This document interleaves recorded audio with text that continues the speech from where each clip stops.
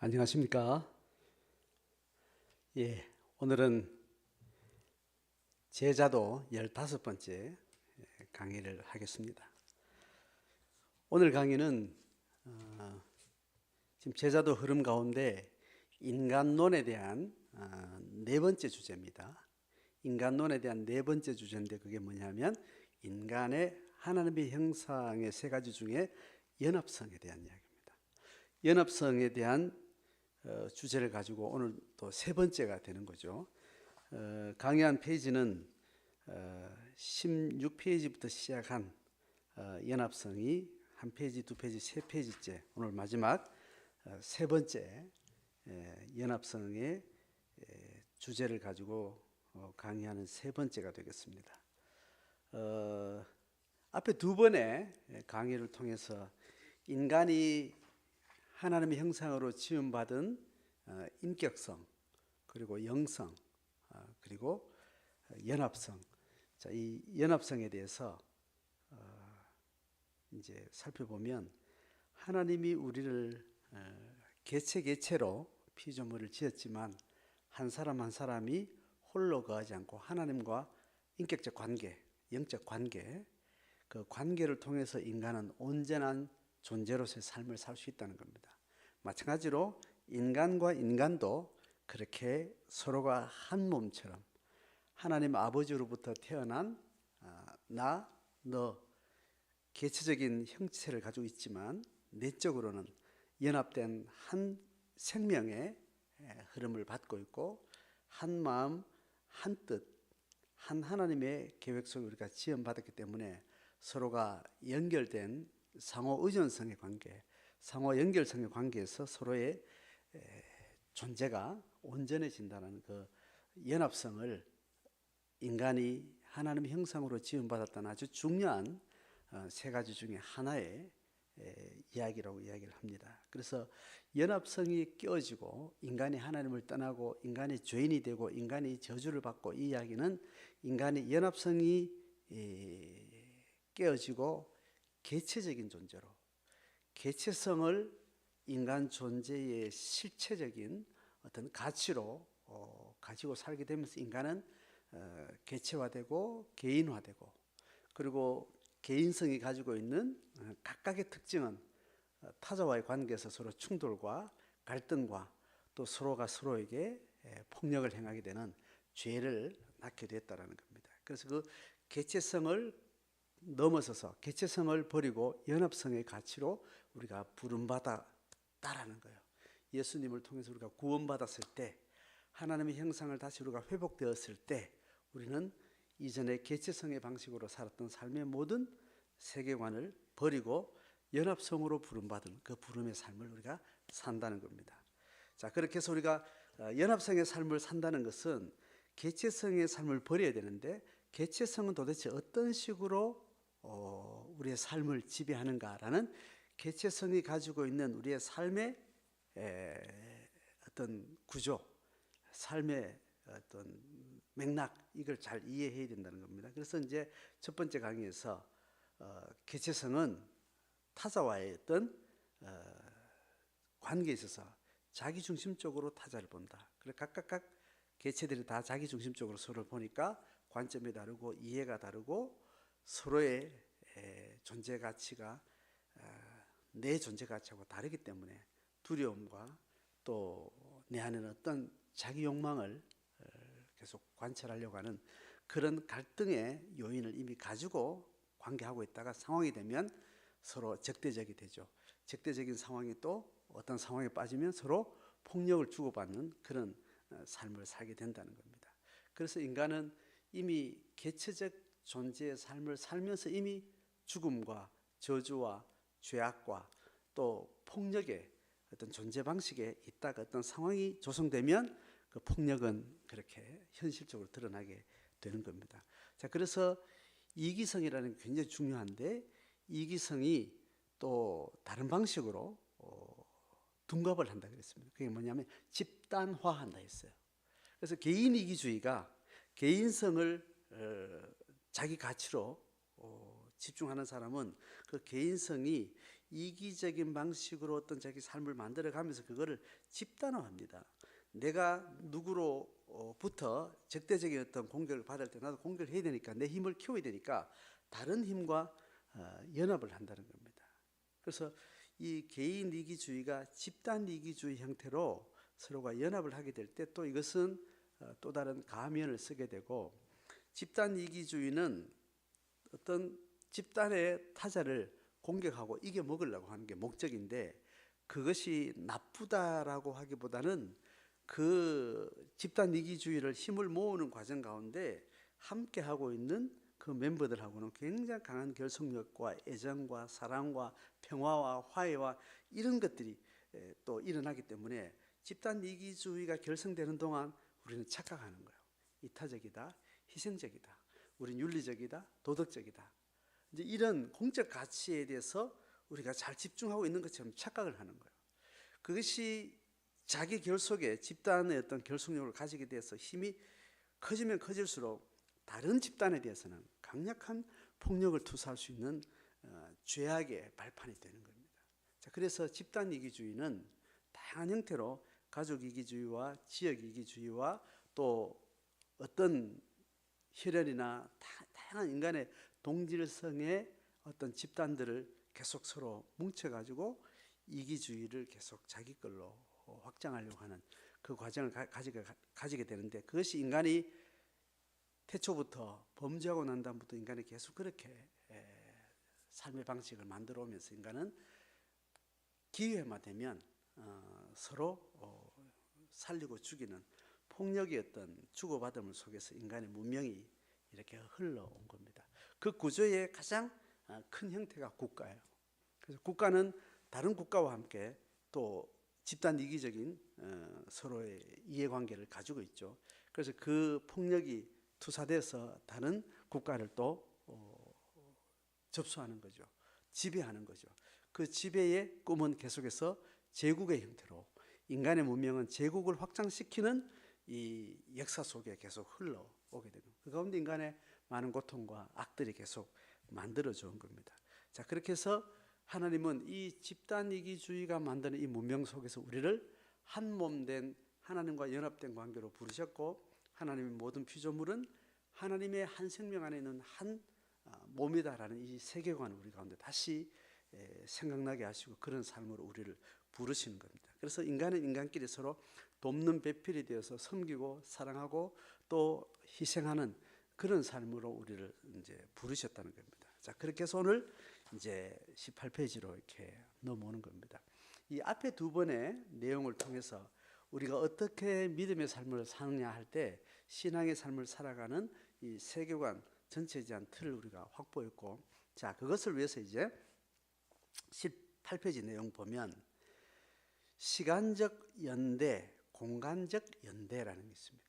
그러니까 우리가 살아가고 있는 이 현실 사회에서 과거와 현재와 미래가 서로 연결되어 있다는 것, 그리고 이 나라와 저 나라, 이 지역과 저 지역, 이 동시대의 모든 이 지구촌, 우주 전체가 서로 하나님의 피조물로서 창조 세계 안에서 우리가 서로 연결되어 있다는 겁니다. 남이 그냥 남이 아니라는 거예요. 남이 내일이라는 겁니다. 이 모든 우주를 하나님이 창조하신 그 섭리를 통치하고 계시기 때문에 하나님과 연결되어 있는 나는 하나님이 다스리는 모든 세계와 연결되어 있는 거죠.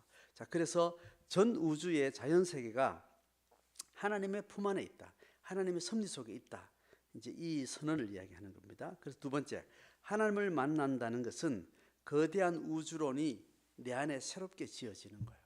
그전에는 그냥 나는 이 우주 속에, 이 역사 속에 어느 날 나도 모르게 여기에 툭 던져진 외로운 한 인간에 불과했다, 이렇게 이해했다면 하나님이 지으신 창조 세계에 내가 하나님의 어느 지역에 특별히 하나님의 관심과 하나님의 뜻을 인해서 여기에 이 시간, 이 공간, 어느 삶의 형식을 내가 가지고 이 땅에 태어났다는 이런 이 우주에 대한 새로운 이해를 내가 갖게 되는 겁니다.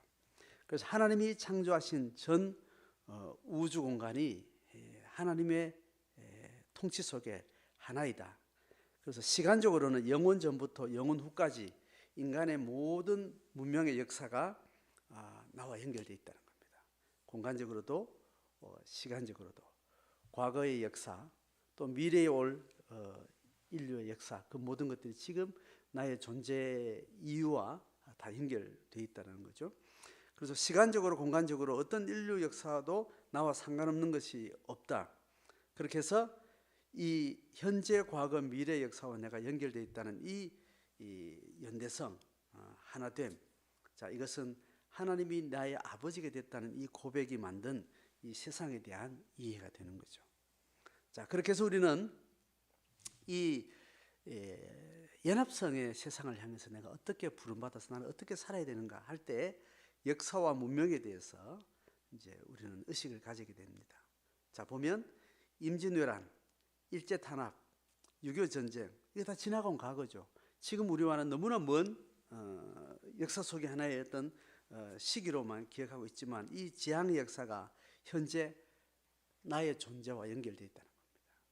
내가 안고 있는 이 국가, 이 사회가 이 임진왜란, 일제탄압, 6.25 전쟁 우리가 전혀 상관없이 우리가 태어나기 전에 있었던 이 역사적인 사건의 어떤 흐름 속에 쭉 연결돼서 지금도 그 어떤 이유로 나는 거기에 연결되어 있기 때문에 그 시대의 아픔, 그 시대의 문제, 그 시대의 어떤 역사적 어떤 고민 이런 것들이 지금 나의 고민하고 연결되어 있다는 거죠. 왜냐하면 역사는 반복되기 때문에 반복된 폭력의 역사가 하나님의 통치 역사 속에 여전히 죄를 범한 인간의 역사 속에 계속해서 반복되어 왔기 때문에 그 과거의 역사는 또 오늘도 반복되고 또 오늘은 또 내일도 반복되는 그 역사 속에 우리는 연합성의 세상을 향해서 우리가 거기를 나무로 여기지 않고 안타까워하면서 우리가 섬길 우리의 어떤 삶을 하나님 우리에게 요구하기 때문에 연결되어 있다는 겁니다.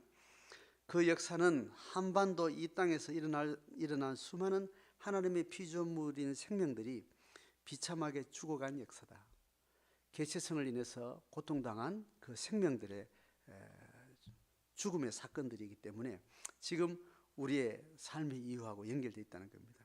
그 잔인한 역사적 사건이 나와 연결되어 있고 하나님이 아파하는 그 역사이면서 또 내가 여전히 아픔으로 그 역사를 되뇌이고 역사를 바라봐야 할 그런 과제로 우리에게 있는 과거의 역사라는 겁니다. 그래서 세계관을 갖게 된다는 것은 이런 과거와 현재가 연결되어 있는 거예요. 과거의 아픔이 하나님의 아픔이었듯이 현재의 아픔도 하나님의 아픔이고 하나님의 고통은 피조세계가 아파하는 건데 그 아픔에 나는 같은 마음으로 이 세상과 이 역사를 바라본다는 그런 것이 세계관을 우리가 가지고 그 세계를 바라보는 관점의 어떤 방향성을 우리가 가진다는 겁니다. 자, 그래서 우리는 이 역사와 문명 가운데 하나님이 우리에게 맡기신 것은 중보의 삶을 우리가 요구하는 겁니다. 중보의 삶이라는 것은 하나님이 나를 만날 때에 이 죄와 죽음에 내가 떨어져 있는 내가 거룩하신 하나님과 만날 수 없는 존재지만 하나님이 그 벽을 만날 수 없는 그 저주의 관계를 깨뜨리고 우리를 하나님과 화해시킨 그 중보의 은혜로 우리는 하나님 앞에 다시 부름을 받았기 때문에 우리는 여전히 아직 하나님의 피조 세계가 여전히 하나님을 떠나 있고 개체적이며 폭력 가운데 죽음의 세상 가운데 던져져 있는 것에 대해서 우리는 하나님의 마음으로 우리는 중보적 소명을 받고 있다는 겁니다. 그래서 고통을 씻을 수 있는 마음을 주시는 것이 내게 주신 하나님의 마음이다. 고통은 치유가 돼야 된다. 고통은 끝이 나야 된다. 이게 하나님의 마음이거든요. 그 하나님의 마음을 내게 주셔서 여전히 고통 가운데 있는 이 세상을 향해서 우리에게 아픈 마음으로 하나님의 마음을 품고 살도록 우리를 중보의 삶으로 부르셨다는 겁니다. 그래서 그 모든 것을 하나님이 품으시는 역사이기 때문에 우리는 그 하나님의 마음을 품고 이 시대의 아픔을 또 역사의 아픔을 우리는 안고 사는 겁니다. 자, 가장 가까이는 내 동시대의 모든 사람들의 고통에 대해 속죄하고 용서하는 마음으로 애통하며 기도하는 거죠. 그리고 지난 과거의 모든 고통의 역사도 내가 안고 기도하는 중보자로 살아가는 거예요. 또 미래에 올 수많은 인간이 만들어낼 고통과 그 생명이 하나님의 생명이 여전히 고통 가운데 살게 될 그 미래에 대한 그 시간들, 그 사건들 내가 만나지는 않았지만 그날을 우리는 대비하면서 그날을 하나님께서 온전히 회복시켜 주시도록 우리가 중보자로 살아가는 겁니다. 그 마음으로 살아가는 거예요. 이게 중보의 마음이죠. 지나간 과거의 모든 고통의 역사도 내가 안고 기도하는 중보자로서의 어떤 과제가 되는 겁니다.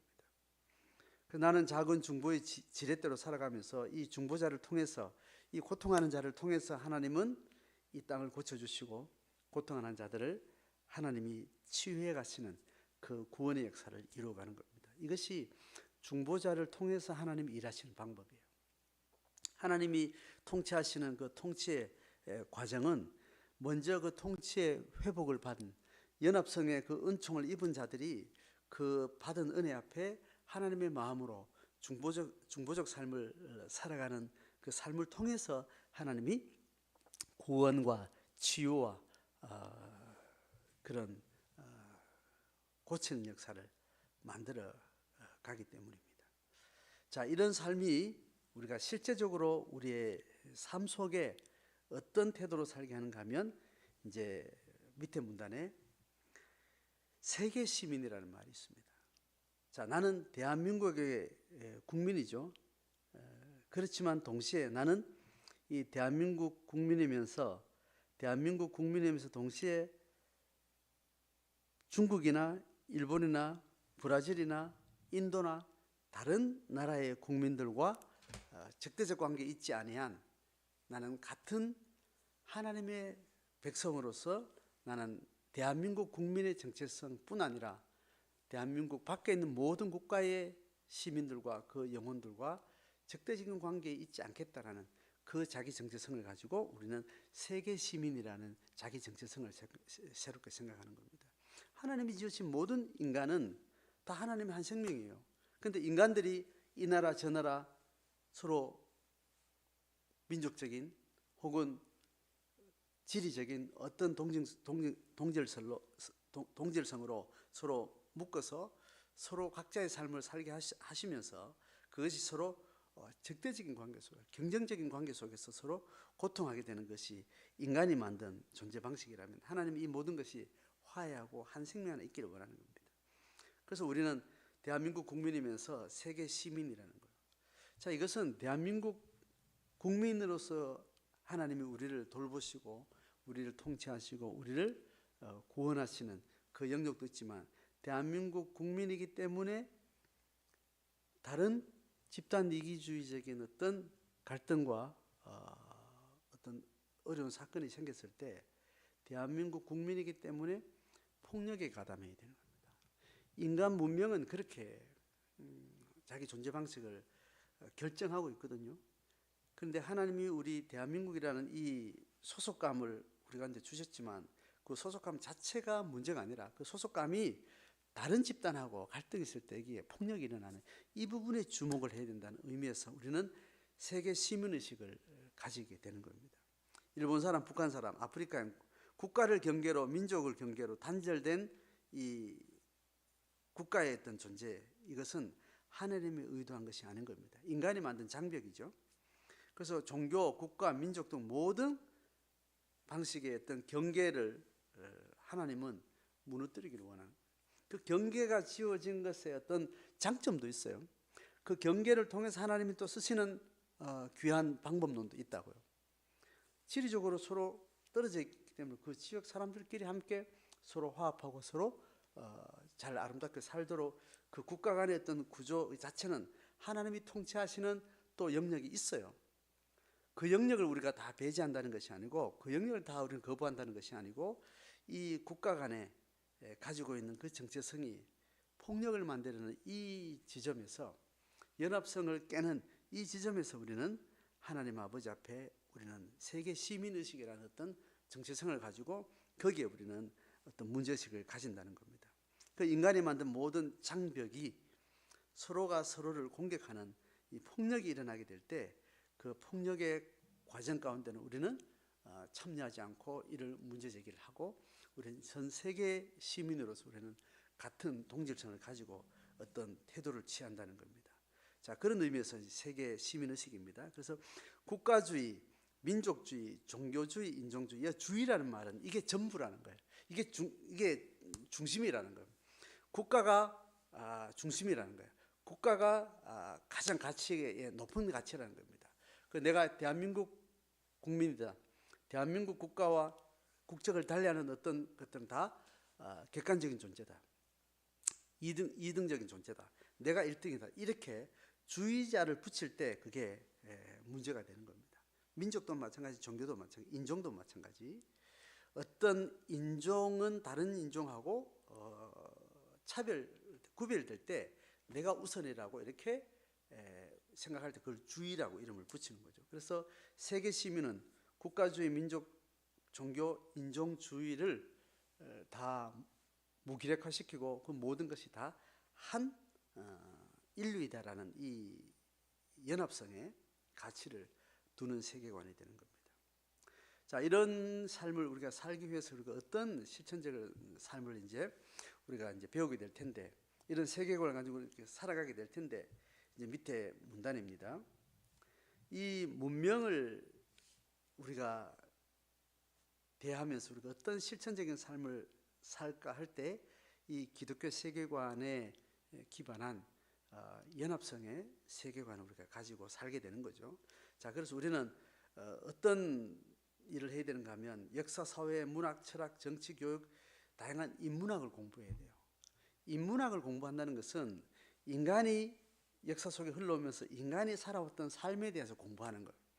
인문학은 하나님이 허락한 인간이 세상을 살아오면서 살았던 그 모든 삶의 다양한 지혜를 학문적으로 정리한 것을 인문학이라고 합니다. 인간이 살아오면서 갖게 된 많은 지혜들을 우리가 공부해야 되는 이유는 이 인간의 문명을 설명하고 그것을 정리하고 있는 이 인문학을 통해서 인간이 어떻게 살아가는가, 어떻게 살아왔는가, 어떻게 지금 구조화되어 있고 앞으로는 어떻게 될 것인가를 예측할 수 있는, 이 세상을 잘 들여다볼 수 있는 지적 체계이기 때문에 인문학 공부를 해야 되는 겁니다. 그래서 인문학 공부를 통해서 우리가 살고 있는 문명을 잘 통찰하고 이해를 해야 돼요. 그래서 그 안에는 연합성도 있고 개체성도 있습니다.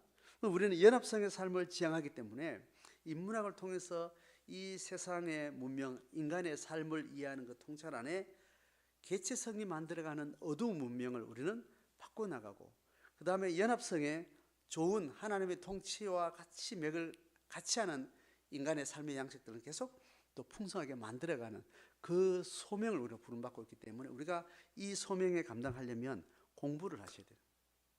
그것이 인문학 공부해야 될 이유가 되는 겁니다. 자, 그래서 개인적 실천이 필요하고 그 실천이 좀 더 깊게 나가려면 결국 공동체적인 실천적 지혜를 모아야 되는 거예요. 몸된 관계 안에 부름받은 제자의 공동체는 이런 소명을, 집단 소명을 받고 있으면서 이러한 소명 앞에 세상을 연구하고 세상을 공부하고 세상을 통찰하는 그 공부를 함께 하는 거죠.